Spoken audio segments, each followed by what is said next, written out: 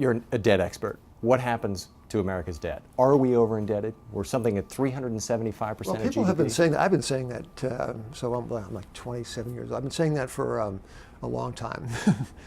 And by the numbers, we are more encumbered now than we have ever collectively been. So the question you ask is whether it's too much. It is too much at that moment when our creditors say it's too much. And that moment arrived, of course, in the subprime mortgage market, infamously, a couple of years ago. It arrived in junk bonds. It has arrived in cycles off and on since the beginning of debt.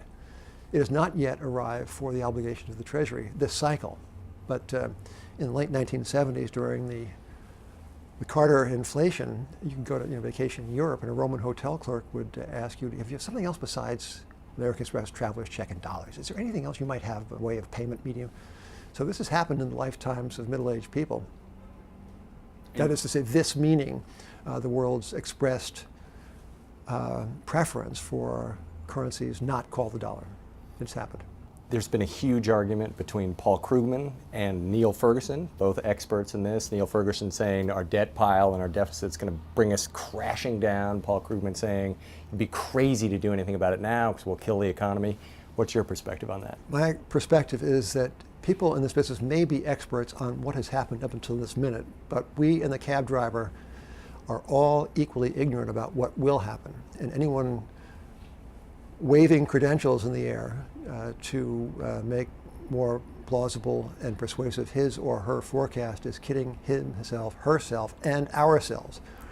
So with respect to the professors, they know, what was the great Hollywood mogul who said, apropos of the future, nobody knows anything.